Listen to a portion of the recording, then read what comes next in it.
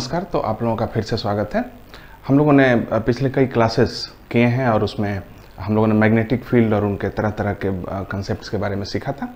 आज हम लोग मैग्नेटिक फील्ड का अंतिम हिस्सा पूरा करेंगे जिसको हम लोग इलेक्ट्रोमैग्नेटिक इंडक्शन कहते हैं।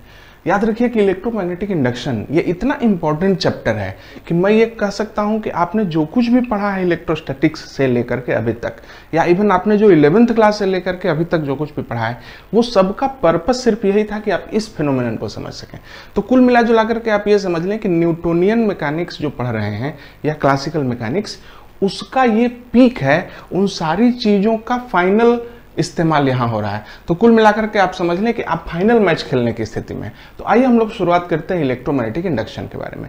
हम लोग सबसे पहले चीज़ों को समझेंगे और समझने के बाद देखेंगे कि वो क्या हुआ। आइए हम लोग एक रॉड के बारे में बात करते हैं। मान लीजिए यहाँ पर एक रॉड है, इस रॉड का लेंथ L है, ये मेटल की रॉड है, ध्यान दीजिएगा, ये मेटल की रॉड है, इसका लेंथ L है और ये मैग्नेटिक फील्ड B में रखी हुई है। कोई दिक्कत नहीं है, मैग्नेटिक फील्ड का डायरेक्शन आपको दिख रहा है। ये मैग्नेटिक फील्ड अंदर की ओर, यानी कि इस ब्लैक बोर्ड या व्हाइट बोर्ड के भीतर की ओर है, और ये एक मेटल की रॉड हमने बीच में रख दी है। तो अगर आपने इतने दिन से इलेक्ट्रोमैग्नेटिक इंडक्शन की शुरुआत करने से पहले चूंकि पूरी बेसिक्स पढ़ी है, तो आप ये समझ पाए होंगे कि इस मेटल की रॉड के अंदर क्या है। इस मेटल की रॉड के अंदर छोटे छोटे इलेक्ट्रॉन्स हैं जो कि रैंडम मोशन में चल रहे हैं। मैं ये लिख रहा हूं कि इलेक्ट्रॉन्स किस काम के लिए हैं, इलेक्ट्रॉन्स निगेटिव हैं, ये रैंडम मोशन कर रहे हैं। किस स्पीड से कर रहे हैं, तो इनकी स्पीड है थर्मल वेलोसिटी Vt। याद रखिएगा, इलेक्ट्रॉन्स थर्मल वेलोसिटी से इधर उधर चलते हैं, लेकिन अगर हम उनको एक ऑर्गेनाइज्ड मोशन दें तो फिर वो हम उनको ड्रिफ्ट वेलोसिटी या कुछ अन्य वेलोसिटी कह सकते हैं। थर्मल वेलोसिटी एक रैंडम वेलोसिटी होती है और बहुत फास्ट होती है। तो हम लोग ये जानते हैं कि प्रोटॉन जो होते हैं, वो न्यूट्रॉन होते हैं, वो एक जगह पर फिक्स होते हैं और इलेक्ट्रॉन इसमें रैंडम मोशन में चलते हैं। अब आपसे सवाल पूछ रहा हूं मैं कि इलेक्ट्रॉन अगर रैंडम मोशन में चल रहे हैं तो क्या ये मैग्नेटिक फील्ड उन इलेक्ट्रॉन्स पर फोर्स लगाता होगा? जवाब है बिल्कुल लगाता होगा, क्योंकि हर इलेक्ट्रॉन चल रहा है, मूवमेंट में है, इसलिए ये मैग्नेटिक फील्ड उन इलेक्ट्रॉनों पर फोर्स लगाता होगा। कितना फोर्स लगता होगा?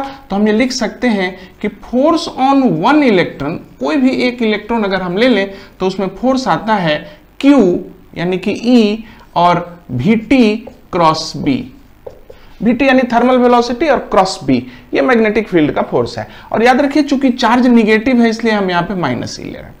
तो ये जो इलेक्ट्रॉन के ऊपर लगने वाला फोर्स है ये हर इलेक्ट्रॉन के ऊपर अलग अलग होगा, क्योंकि ये जो थर्मल वेलोसिटी है सारे इलेक्ट्रॉनों की अलग अलग है, किसी की कम है, किसी की ज्यादा है, किसी की इधर है, किसी की उधर है। तो ये थर्मल वेलोसिटी सारे इलेक्ट्रॉनों की अलग अलग है और इसलिए ये फोर्स सारे इलेक्ट्रॉनों पर अलग अलग होगा। सभी इलेक्ट्रॉनों पर अलग अलग फोर्स लग रहा है। ओवरऑल कितना फोर्स लग रहा है इस रॉड पर? क्योंकि जो सारे इलेक्ट्रॉनों पे फोर्स लगेगा टोटल, वही इस रॉड पे फोर्स लगेगा, क्योंकि बाकियों पे तो फोर्स नहीं लग रहा। इसलिए हम ये कह सकते हैं कि टोटल फोर्स अगर देखा जाए तो 0 निकलेगा। क्यों? क्योंकि इलेक्ट्रॉन की वेलोसिटी रैंडम है, उनकी वेलोसिटी दाएं बाएं सब जगह है, तो फोर्सेस भी दाएं बाएं हैं। अगर उन सारे फोर्सेस को हम जोड़ें तो total random distribution of forces बन रहा है और टोटल फोर्स 0 होगा। कुल मिला जुला के कंक्लूजन यही है कि भैया रॉड रुकी हुई है, रॉड चुपचाप है, इसलिए इस रॉड को मैग्नेटिक फील्ड में रखने से कोई फोर्स नहीं होगा। ये रॉड है, मैग्नेटिक फील्ड में रखी है, इस पर कोई फोर्स नहीं होगा, लेकिन इसके इलेक्ट्रॉनों पर फोर्स है, ये हम लोग जानते हैं।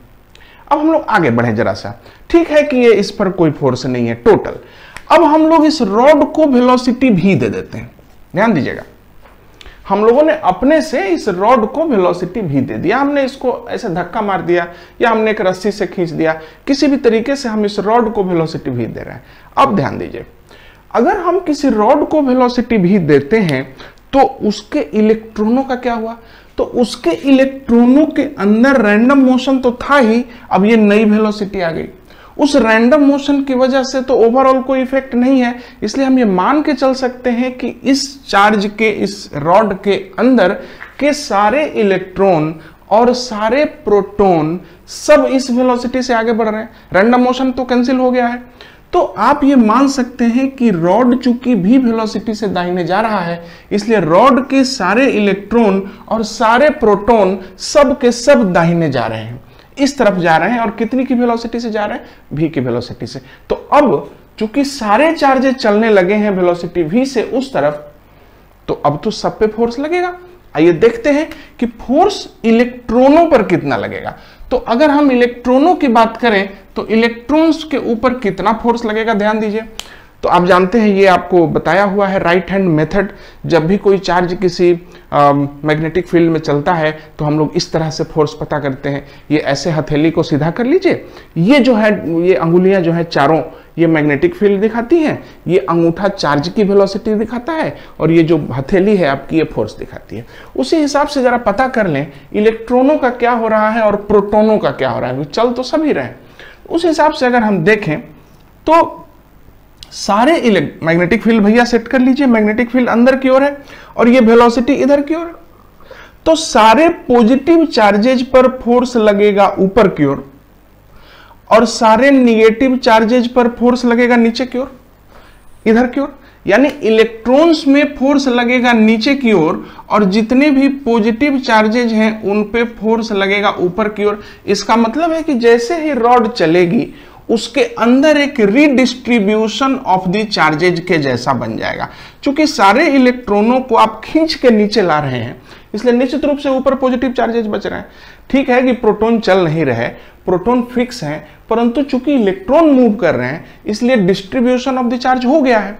अब ध्यान दीजिएगा कि चूंकि रॉड दाहिनी तरफ बढ़ रहा है, इसलिए इसके पॉजिटिव चार्जेज ऊपर और निगेटिव चार्जेज नीचे आ गए हैं। ये रीडिस्ट्रीब्यूशन होना शुरू हो गया, जो कि पहले नहीं था। जब रॉड रुकी हुई थी तो रीडिस्ट्रीब्यूशन नहीं था, अब चूंकि रॉड चल रही है तो रीडिस्ट्रीब्यूशन हो गया है। और इस बात को ध्यान दीजिए कि अगर आप किसी बॉडी के चार्जेज को रिडिस्ट्रीब्यूट कर लें, पॉजिटिव और निगेटिव चार्जेज को सेपरेट कर लें, तो इस वर्क को, इस फेनोमेनन को, इस डिवाइस को हम इलेक्ट्रोमोटिव फोर्स बोल सकते हैं। एक बैटरी के अंदर, एक सेल के अंदर भी तो यही हो रहा था।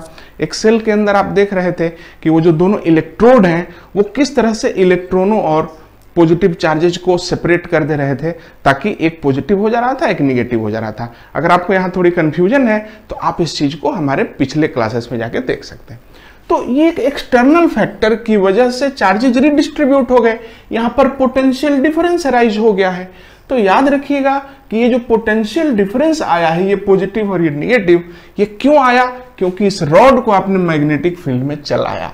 ध्यान दीजिए, अगर किसी मेटल की रॉड को, मेटल की चीज को, मेटल के किसी भी मटेरियल को अगर हम मैग्नेटिक फील्ड में चलाते हैं, मूव करते हैं, तो उस रॉड के या उस मटेरियल के अंदर एक ईएमएफ डेवलप कर जाता है, पोटेंशियल डिफरेंस डेवलप कर जाता है। इस ईएमएफ को हम कहेंगे इलेक्ट्रोमैग्नेटिक ईएमएफ या इंड्यूस्ड ईएमएफ, और इस फेनोमेनन को हम कहेंगे इलेक्ट्रोमैग्नेटिक इंडक्शन। आपने देखा, इंडक्शन का मतलब होता है जान दे देना, अपना मतलब उसमें डाल देना, कोई चीज पैदा कर देना, उसको इंडक्शन कहते हैं। जैसे मैंने आपके अंदर फिजिक्स को इंड्यूस कर दिया, इंडक्शन कर दिया। तो इलेक्ट्रोमैग्नेटिक इंडक्शन का मतलब है किसी मेटल की चीज को मैग्नेटिक फील्ड में चला रहे हैं, उस चलने की वजह से उसके अंदर चार्जेज का सेपरेशन हो जाता है। चार्जेज के सेपरेशन की वजह से उस रॉड के दोनों एंड पर या उस मटेरियल के एंड्स पर पोटेंशियल डिफरेंस पैदा हो जाता है। यहां पर गौर कीजिएगा, मैं एक बात भूल रहा हूं, जो पोटेंशियल डिफरेंस है, this term is specially for conservative forces. लेकिन यहां पे ये जो गड़बड़ी है, रिडिस्ट्रीब्यूशन किसने किया है? रिडिस्ट्रीब्यूशन हुआ है मैग्नेटिक फील्ड की वजह से एक प्रकार से। तो मैग्नेटिक फील्ड चूंकि एक नॉन कंजर्वेटिव नेचर का फोर्स देता है, इसलिए हम इसको पोटेंशियल डिफरेंस ना कह के हम लोग उसको ईएमएफ बोलेंगे।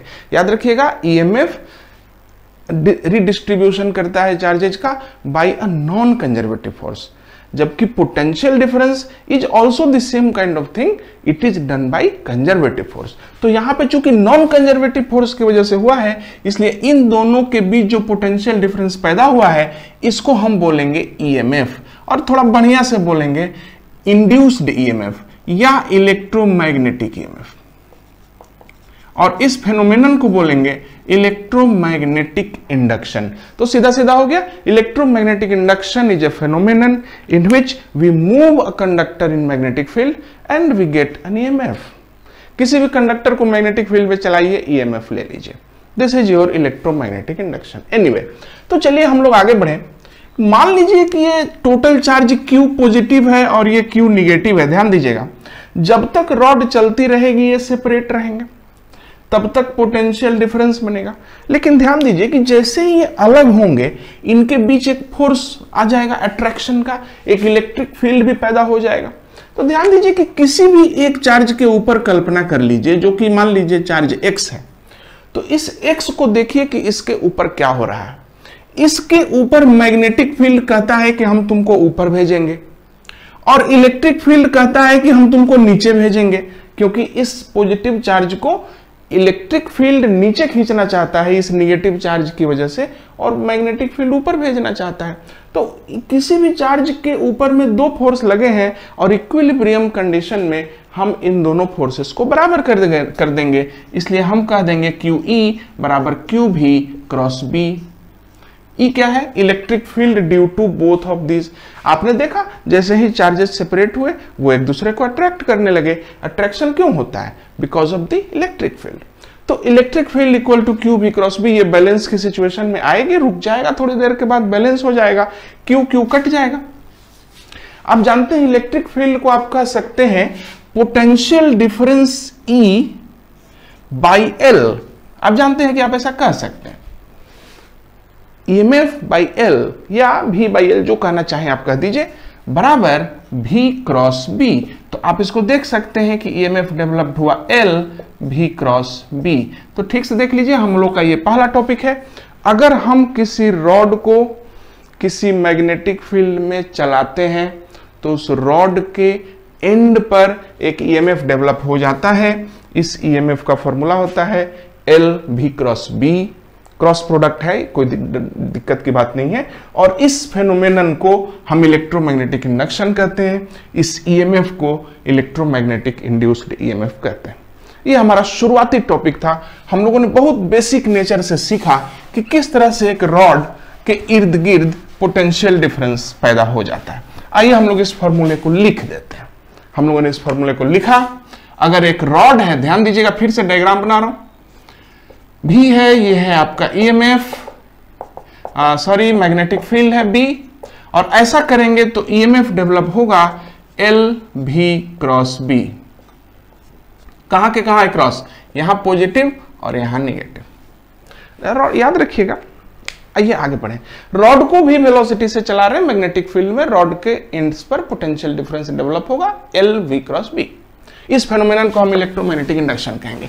तो अभी शुरुआती क्लासेस चल रहे हैं और अभी के हिसाब से यही डिफिनीशन है। जैसे जैसे आप इलेक्ट्रोमैग्नेटिक इंडक्शन को पढ़ते जाएंगे आप खुद में चेंज कर लेंगे, खुद ही आप एक नया डिफिनीशन बना लेंगे।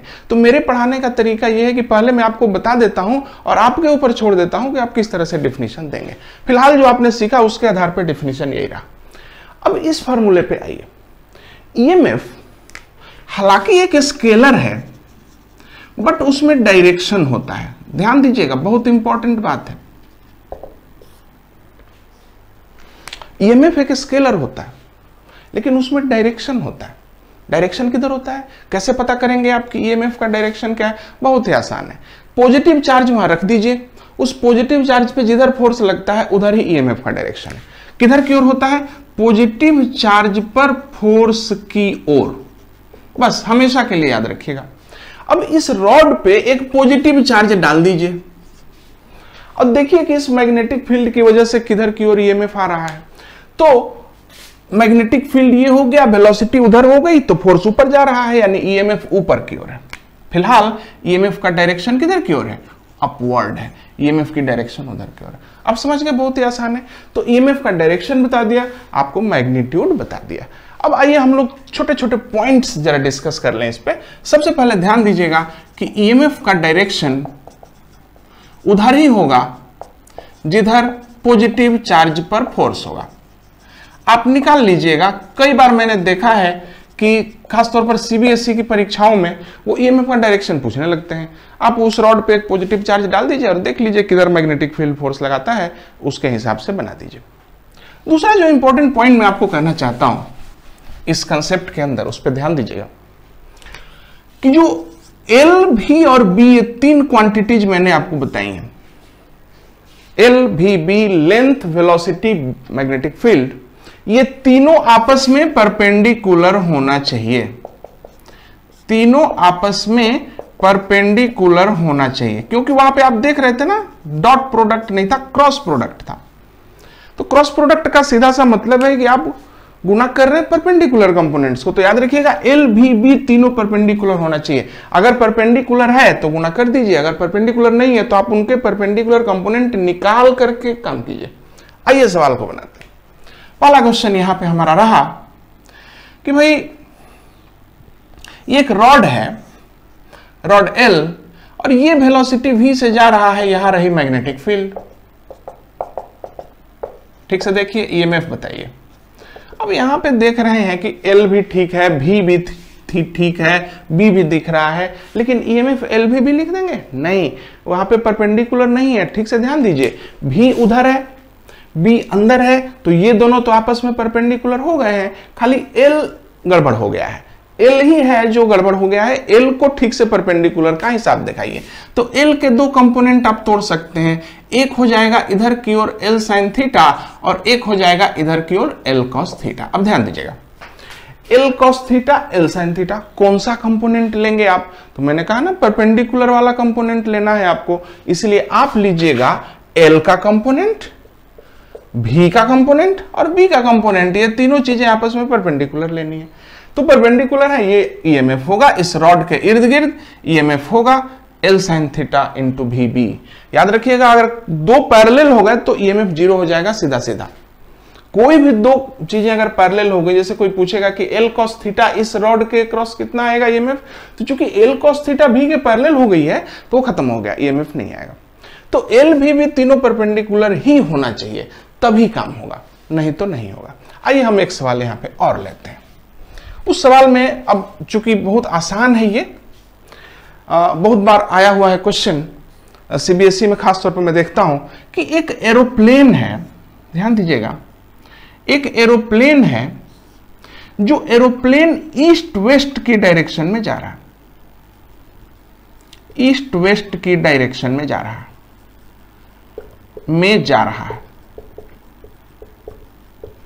ध्यान दीजिएगा, एक एरोप्लेन है जो ईस्ट वेस्ट के डायरेक्शन में जा रहा है, वो उसकी वेलोसिटी है 50 मीटर पर सेकंड।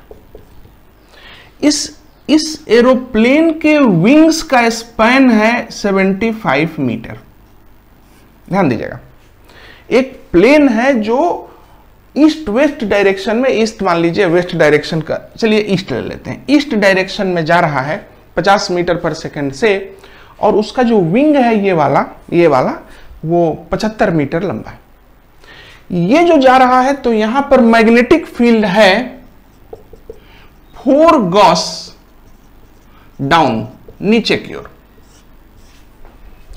तो बताइए कि विंग्स के क्रॉस कितना वोल्टेज आएगा, कितना ईएमएफ आएगा? पहले ध्यान दीजिए, बहुत ही आसान सवाल। अब सवाल को सुन लिया आपने, विंग्स के क्रॉस क्या आएगा? तो सबसे पहले देखिए भैया, ये जो डायरेक्शन है ईस्ट में, तो अगर प्लेन ईस्ट में जाता है तो उसकी विंग नॉर्थ साउथ डायरेक्शन में होगी, क्योंकि विंग तो परपेंडिकुलर होती है। तो अगर ये ईस्ट वेस्ट डायरेक्शन में जा रहा है तो विंग नॉर्थ साउथ में होगी। इसका मतलब एल का वैल्यू हुआ 75 मीटर नॉर्थ साउथ डायरेक्शन में। बात क्लियर हुई? मैग्नेटिक फील्ड डाउनवर्ड है, वो 4 इंटू 10⁻⁻⁴ गॉस है डाउनवर्ड, तो भाई आपस में परपेंडिकुलर ही हो गए वो तो, नॉर्थ साउथ और डाउनवर्ड। और उसका जो वेलोसिटी है वो 50 मीटर पर सेकेंड है, वो ईस्टवर्ड है। तो देखिए, तो क्या तीनों चीजें आपस में परपेंडिकुलर हो गई हैं? ये लेंथ नॉर्थ साउथ में है, मैग्नेटिक फील्ड डाउन है, और भी ई है, ईस्ट की ओर है, तो तीनों परपेंडिकुलर हो गई हैं। आप तीनों को गुना कर दीजिए, आपको ईएमएफ मिलेगा एल भी बी, तो 50 गुने 75 गुने 4 गुने 10⁻⁻⁴ वोल्ट। किधर की ओर? बहुत इंपॉर्टेंट बात, किधर की ओर?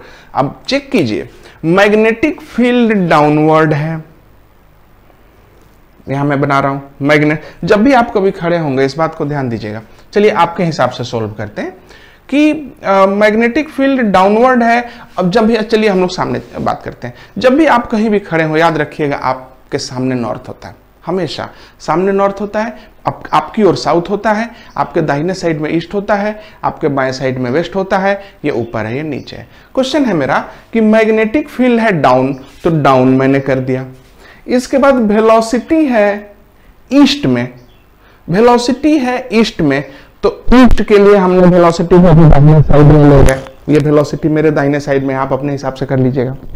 तो मैग्नेटिक फील्ड डाउन हो गया, वेलोसिटी हो गई ईस्ट, तो फोर्स लगेगा ठीक सामने यानी नॉर्थ की ओर, नॉर्थ की ओर लगेगा पॉजिटिव चार्ज पे फोर्स। तो जाहिर है कि ईएमएफ किधर की ओर आया, ईएमएफ आया नॉर्थ की ओर, ईएमएफ नॉर्थवर्ड, यानी कि नॉर्थर्न जो एंड है वो पॉजिटिव हो जाएगा एंड सदर्न एंड जो है वो नेगेटिव हो जाएगा उस एरोप्लेन का, due to the magnetic field. तो थोड़ा मोड़ा बहुत कम वोल्टेज होता है, इसमें बहुत बड़ा इशू नहीं है। तो हम लोग इस कंसेप्ट को ध्यान दें, LVB को यूज करते समय क्या सावधानी बरतनी है। आगे बढ़े, हम लोग एक कंसेप्चुअल सवाल और लेंगे ताकि आपकी चीजें जो हैं ये कंसेप्ट जब क्लियर होंगे। मैं जानता हूं कि ये वीडियोस हैं और जब एक बार आप इन वीडियोस को देख लेंगे तो फिर मैं आपको अवेलेबल नहीं हूं। तो मैं चाहता हूं कि मैक्सिमम जो कंसेप्ट्स हैं, जो जहां पे स्टूडेंट्स मेरे एक्सपीरियंस के हिसाब से यहाँ फंस जाते हैं, मैं उनको सामान्यतः डिस्कस कर लेता हूं। आइए हम लोग, एक स्लोप है हमारे पास, ये रहा सामने आपके एक स्लोप, ये ऐसे है, ये थीटा है, इस पे एक रॉड है, ध्यान दीजिएगा, हॉरिजॉन्टल रॉड है लेंथ L का, ये हॉरिजॉन्टल रखा हुआ है और ये भी स्पीड से नीचे की ओर खिसक रहा है और मैग्नेटिक फील्ड ठीक ऊपर है। तो ईएमएफ बताइए इन द रॉड, गौर कीजिएगा क्या क्या चीजें हैं। ये रहा स्लोप, ये रहा रॉड, रॉड नीचे जा रहा है, तो जब रॉड नीचे जा रहा है भी स्पीड से, मैग्नेटिक फील्ड ठीक ऊपर है, रॉड हॉरिजॉन्टल है और नीचे की ओर जा रहा है। तो इस रॉड को देखिए आप, ये मैग्नेटिक फील्ड में चल रहा है, तो इसमें ईएमएफ आएगा। ईएमएफ कितना आएगा, ईएमएफ का फॉर्मूला होगा LVB, बट परपेंडिकुलर कंपोनेंट्स होने चाहिए। अब ठीक से देखिए कौन कौन परपेंडिकुलर हैं, उनको छोड़ दीजिए, जो नहीं है उसको पकड़िए।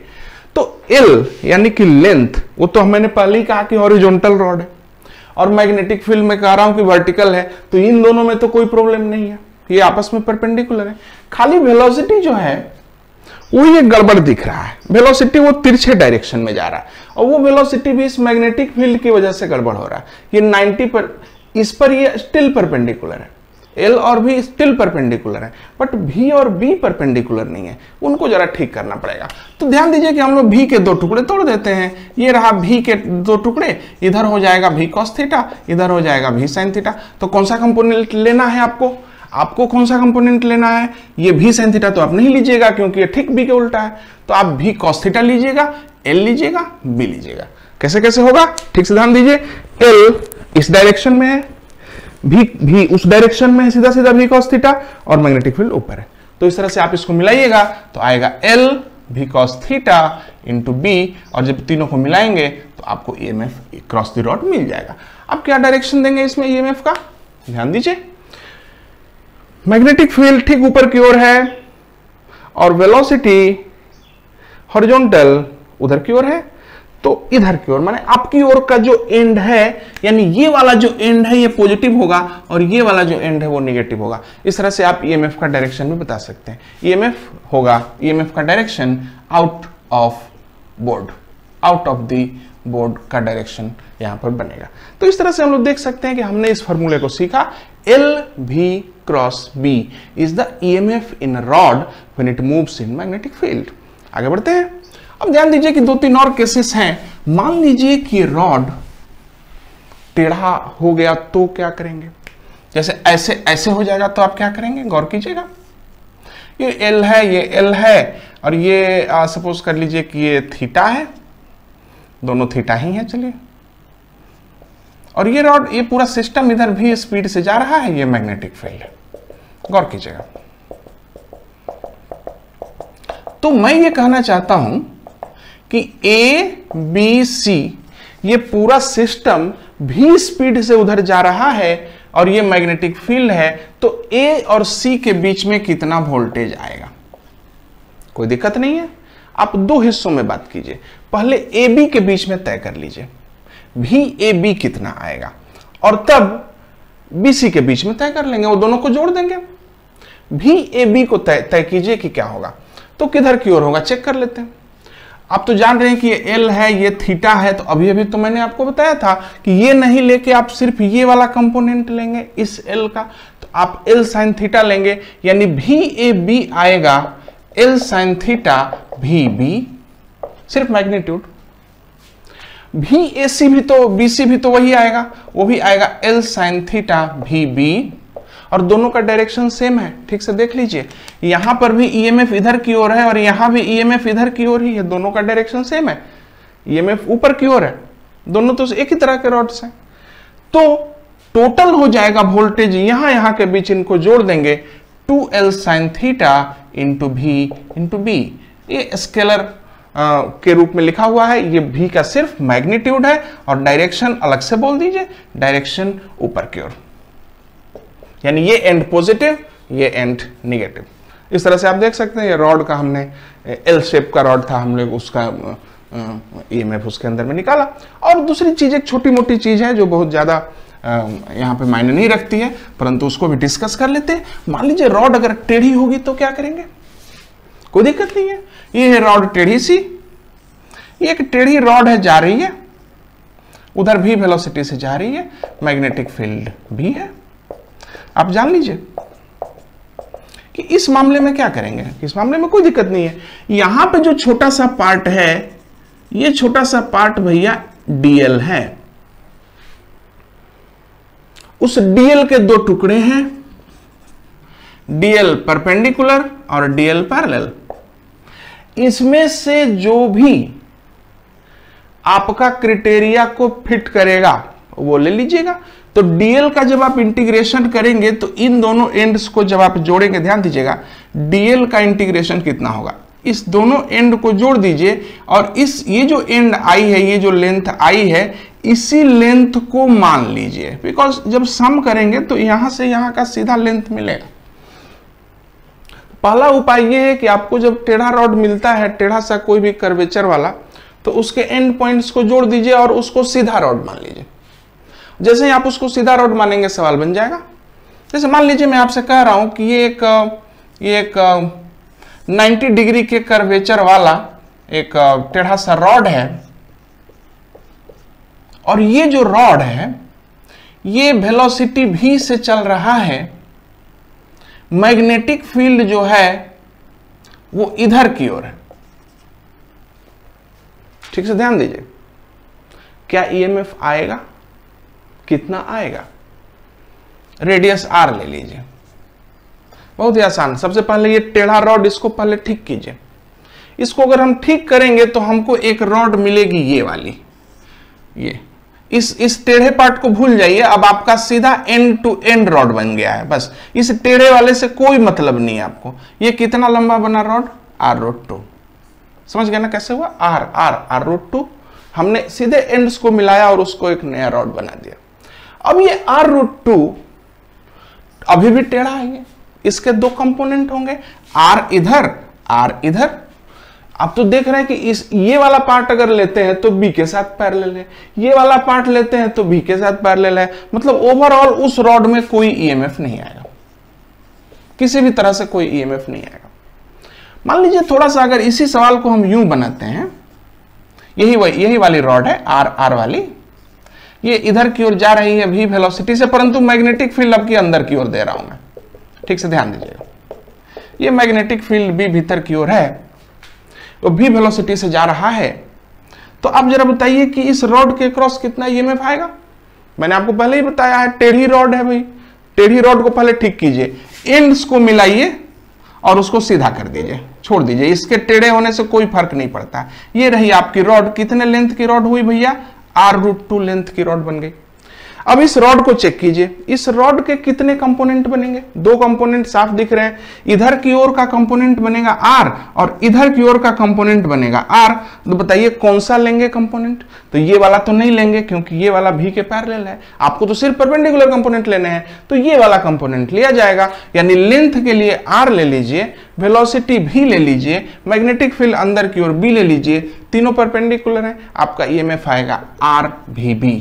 EMF आ गया, यहां और यहां जो टेढ़ा रॉड था उसके क्रॉस EMF आ गया RVB। किधर की ओर आया? तो चेक कर लीजिए, फिर वही ऊपर वाला जो हिस्सा है पॉजिटिव आएगा, बात खत्म है। तो आपने देखा कि इतना मुश्किल नहीं होता है ये जो हम लोग इस चीज को पढ़ रहे हैं। अब हम लोग सीख लें एक बार और हम लोग रिवीजन कर लें कि हम लोगों ने इस टॉपिक के अंदर में क्या सीखा। हम लोगों ने सीखा कि जब भी किसी रॉड को, किसी मेटालिक ऑब्जेक्ट को, किसी कंडक्टर को किसी मैग्नेटिक फील्ड में मूव करते हैं तो उसको मूव करने से उसके अंदर चार्जेज का रिडिस्ट्रीब्यूशन हो जाता है। उन चार्जेज के रिडिस्ट्रीब्यूशन से एक EMF डेवलप करता है, उस EMF को हम इंड्यूस्ड EMF बोल सकते हैं और इस फेनोमेनन को हम इलेक्ट्रोमैग्नेटिक इंडक्शन बोल सकते हैं। याद रखिएगा, जब तक रॉड चलेगी तब तक EMF रहेगा। रॉड चलना बंद हो जाएगी, वेलोसिटी 0 हो जाएगी तो मैग्नेटिक फोर्स खत्म हो जाएगा और वो जो रिडिस्ट्रीब्यूशन जो चार्जेज का हुआ है वो अपने ही अट्रैक्शन फोर्सेस के अंडर में आकर के और वो जो है फिर से मिल जाएंगे और फिर से पहले जैसी हालत हो जाएगी। तो ये जो टॉपिक आपने पढ़ा, ये जो EMF आपने देखा, इसको हम लोग मोशनल EMF भी बोल सकते हैं। मतलब चलने की वजह से जो EMF आया है उसको आप कह सकते हैं LV क्रॉस B या LVB ओनली मैग्नीट्यूड है। एंड रेस्ट पॉइंट्स आप देख ही रहे। अब आगे बढ़ेंगे हम लोग जरा सा और यहां पे गौर करेंगे कि भैया EMF ना आया, करंट नहीं आएगा क्या? मान लीजिए कि हम लोग डिस्कस करें इस पे, ये रॉड है, L लेंथ की है और ये मैग्नेटिक फील्ड है। आप देख रहे हैं बार बार मैं एक ही तरह का चित्र बना रहा हूं क्योंकि प्रैक्टिस हो गई है, बार बार हाथ चल जाता है। मैं क्या करूं इसमें? ये रॉड है, मैग्नेटिक फील्ड B में वेलोसिटी V से चल रही है। मान लीजिए कि इस रॉड का रेसिस्टेंस R है, ये भी जोड़ दिया आपकी बार। तो बताइए कि कितना EMF है? तो कोई भी स्टूडेंट, आप भी अब समझदार हो गए हैं, EMF कितना है भैया? तो LVB है। LVB तीनों परपेंडिकुलर है, किधर की ओर है? तो ऊपर की ओर है, अपवर्ड है। यानी ध्यान दीजिएगा कि इस रॉड को हम इस बैटरी से रिप्लेस कर सकते हैं। कितने की बैटरी हुई? LVB की बैटरी। ध्यान दीजिएगा इस चीज को। इस रॉड को, चूंकि इस रॉड के एंड्स पर पोटेंशियल डिफरेंस डेवलप हो गया है, ये पॉजिटिव ये निगेटिव, इसलिए हम इस रॉड को हम एक EMF से, एक बैटरी से रिप्लेस कर सकते हैं। वो रिप्लेसमेंट देखिए, पॉजिटिव ऊपर दिया हुआ है, निगेटिव नीचे दिया हुआ है और वो कितने का बैटरी होगा? LVB का बैटरी होगा। This rod will be replaced by a cell. Question देखिए, ये रिप्लेसमेंट याद रखिएगा, कैसे रिप्लेस किया आपने? ये एंड पॉजिटिव था, पॉजिटिव देख लीजिए, चेक कर लीजिए, तो उस वहां पर positive end of the cell लिया है, ये नेगेटिव था तो वहां negative end of the cell है। तो आप इस रॉड को इस सेल से रिप्लेस कर सकते हैं, कोई दिक्कत नहीं है। कोई पूछेगा कि करंट कितनी हुई, रेसिस्टेंस R हुआ, तो याद रखिए जो बच्चे लापरवाह होंगे वो फटाक से बोलेंगे LVB/R। गलत हो गया। क्यों? करंट के लिए पोटेंशियल डिफरेंस के अलावा एक क्लोज्ड पाथ भी चाहिए। यहां पर पोटेंशियल डिफरेंस तो है लेकिन क्लोज्ड पाथ आपने मुहैया नहीं किया है, इसलिए क्लोज्ड पाथ नहीं होने की वजह से करंट नहीं होगी। करंट तभी होगी जब क्लोज्ड पाथ देंगे इसको चलने के लिए। बात को समझ लीजिए, इलेक्ट्रोमैग्नेटिक इंडक्शन EMF की गारंटी देता है, करंट की नहीं। करंट के लिए आप क्लोज्ड पाथ दीजिए तो करंट भी मिलेगी, लेकिन अगर आपने क्लोज्ड पाथ नहीं दिया है तो सिर्फ EMF होगा, करंट की गारंटी यहां नहीं है। एनीवे, तो यहां तो नहीं आई करंट। चलिए हम लोग एक सिस्टम बनाते हैं जिसमें करंट आएगी। मान लीजिए दो सीधे सीधे तार हैं, हमने उनको जोड़ दिया रेसिस्टेंस R1 से। अब ये दोनों कनेक्ट हो गए। अब हमने यहां पर एक रॉड रखा लेंथ L का, ये पूरा मैग्नेटिक फील्ड है और ये पूरा मैग्नेटिक फील्ड है। अब इसको भी वेलोसिटी से आप चलाइए, ये रॉड है, इसे कनेक्ट है, ये रेसिस्टेंस उसको भूल जाइए। इसका रेसिस्टेंस R2 लिया जाए, इस रॉड का रेसिस्टेंस। अब ये रॉड वेलोसिटी भी से चल रही है। अब ठीक से देखिएगा, चूंकि ये रॉड वेलोसिटी भी से चल रही है तो इस रॉड को हम एक बैटरी से रिप्लेस कर सकते हैं। कितने की बैटरी आएगी? बिल्कुल इसी तरह की आएगी। तो यहाँ पे ईएमएफ होगा LVB, किधर की ओर? ऊपर की ओर। तो आप इसको एक बैटरी से रिप्लेस कर सकते हैं। कितने की बैटरी? LVB से। ये ईएमएफ है, ये देखिए ईएमएफ है, इससे हमने रिप्लेस कर दिया पूरे को। अब चेक कर लीजिए कि क्या अभी भी करंट आएगा। हाँ, अब करंट आएगा क्योंकि हमारे पास क्लोज्ड लूप आ चुका है। देखिए ये क्लोज्ड लूप है कि नहीं। तो चूंकि क्लोज्ड लूप है इसलिए अब यहां पर करंट डेवलप होगा। और कितना होगा? तो आप ठीक से देखिए इस करंट लूप को देखिए। ईएमएफ है और ये R1 और R2 दो प्रकार के रेसिस्टेंस है। तो करंट आएगा LVB by R1 plus R2 amperes. ये आ गया करंट। आप इस सर्किट को ठीक से देख लीजिएगा, बैटरी यहां पर बना दीजिएगा LVB का, और बनाने के बाद जो सर्किट के हिसाब से किरचॉफ लॉ के हिसाब से बनता है आप सवाल को बना के इसमें करंट लिख दीजिएगा। अब करंट आएगी। चलिए हम लोग एक सवाल और बनाते हैं इसमें, यहां पे लूप बेहद जरूरी है। एक ठीक है, एक बहुत ही आसान सवाल हम लोग लेते हैं।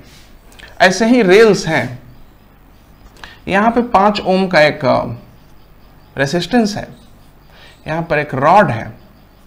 ठीक से देखिएगा, ये रॉड 2 मीटर लंबी है, 4 ओम इसका रेसिस्टेंस है, ये 6 मीटर पर सेकंड से जा रही है। इसके बाद यहां पर भी एक रेसिस्टेंस है, यहां पर एक ये 4 ओम है, यहां पर भी एक रेसिस्टेंस ले लेते हैं, 2 ओम का एक और रेसिस्टेंस यहां पे ले लेते हैं, और इसके बाद एक और रॉड चला लेते हैं। अब अपनी फैसिलिटी है, जैसा आप करें उसमें कोई दिक्कत नहीं आती है। एक और रॉड बना देते हैं। चलिए, ये वाली जो रॉड है ये भी 2 मीटर की है, इसमें 6 ओम का रेसिस्टेंस है, वो इधर की ओर जा रही है 3 मीटर पर सेकंड से, और इसमें पूरे में मैग्नेटिक फील्ड अंदर बाहर निकलता हुआ, ठीक से ध्यान दीजिए, मैग्नेटिक फील्ड पूरे में बाहर की ओर निकलता हुआ B बराबर 4 टेस्ला है। तो ठीक से देख लीजिए, ये सब फिक्स है, ये सब फिक्स है, कोई दिक्कत नहीं है इसमें। सिर्फ ये रॉडें चल रही हैं, ये रॉड्स है ना, ये चल रही हैं। अब सवाल बनाइए। तो ठीक है, आप इस रॉड को आप देखिए ठीक से, इस रॉड को आप ईएमएफ से बदल सकते हैं। कैसे बदलेगा? ध्यान दीजिएगा, LVB कितना हुआ? 2 6 4, 6 चौक 24 दूनी 48 वोल्ट होगा। ये वाला 48 वोल्ट किधर की ओर होगा? गौर कर लीजिएगा, मैग्नेटिक फील्ड बाहर की ओर है, मैग्नेटिक फील्ड बाहर की ओर है, ये उधर की ओर है, इसलिए ये नीचे की ओर ईएमएफ है। यानी इस बैटरी को जब आप लिखेंगे तो आप नीचे की ओर पॉजिटिव दिखाएंगे, और ये रहा, मैंने कितना बात हुआ था हम लोगों का? 48 वोल्ट्स और 4 ओम यहाँ पे कनेक्ट है। देखिए आप ठीक से 48 वोल्ट 4 ओम को हमने यहाँ पे रिप्लेस कर दिया। इस वाले को चेक कर लेते हैं। इस वाले का होगा कितना ईएमएफ होगा? 2 3 4, 4 3 12 दूनी 24 वोल्ट होगा। किधर की ओर? तो मैग्नेटिक फील्ड आपकी ओर है और वेलोसिटी इधर की ओर है, इधर की ओर, तो हो गया ईएमएफ ऊपर की ओर। तो यहाँ पे बैटरी जो बनेगी ऊपर की ओर पॉजिटिव बनेगी। कितने की बनेगी? 24 वोल्ट की बनेगी। ये सब मिटा दीजिए, ये सब कैलकुलेशन में आ गया है, 6 ओम। बाकी सब की कोई जरूरत नहीं है, सर्किट आपके सामने है। लीजिए, सर्किट है, बन गई आपकी। अब सब देख सकते हैं कि यहाँ पे 48 वोल्ट है, 4 ओम है। आप इस सर्किट को ठीक से देख लीजिए, 48 वोल्ट 4 ओम, यहाँ पे 5 ओम, यहाँ पे 2 ओम, यहाँ पे 24 वोल्ट 6 ओम का एक सर्किट है। इस सर्किट में कितने लूप हैं सर?